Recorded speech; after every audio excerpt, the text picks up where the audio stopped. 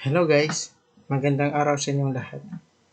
Ngayon naman, ituturo ko kung paano magsagawa ng online voice recording sa inyong laptop, desktop, basta po mayroon lang internet connection. So kung paano po, kailangan natin mag-open ng isang browser. Okay? So, dito sa URL, kailangan natin i-type yung itong nakikita nyo na link na yan. Ayan. So, https:/online voice.recorder.com. Okay, just click enter. So, habang hinihintay po natin siya, so nakikita dito mismo na click the button to start recording. So, ito ang dashboard ng voice recorder natin. So, pwede siya sa online voice recorder and it is free to use, auto silence streaming, and cut your recording.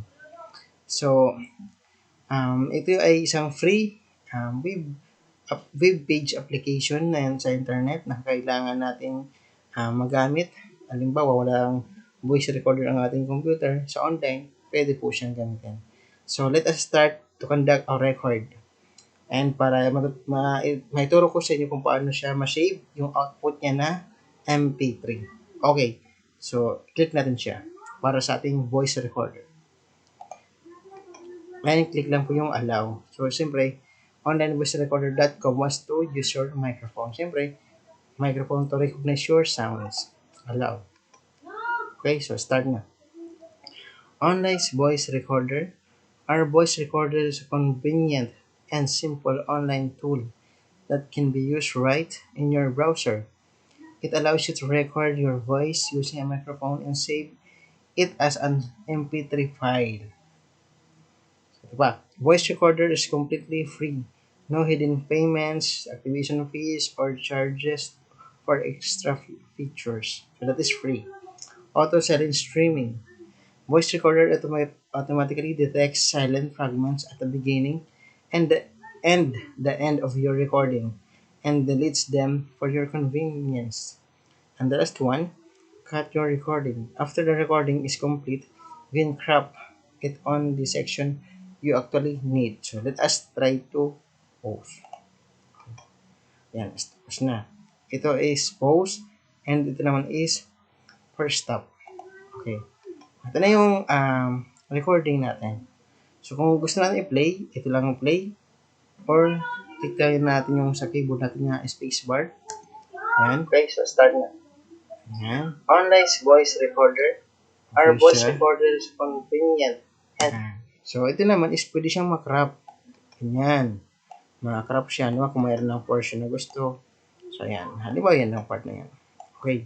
So, halimbawa, kung makrap nyo na siya, click lang po yung save. Yung save na yan. Save. And, as processing for that, ang output niya is VLC media file or MP3. MP3 siya. So, lagyan natin sa desktop lang. Nilagyan natin ng new record. New record. And click natin save. And ayan, to check kung nandun na po siya sa desktop natin. So ito na. Yung record natin, just play that. Open. Okay. Play lang natin siya. Okay.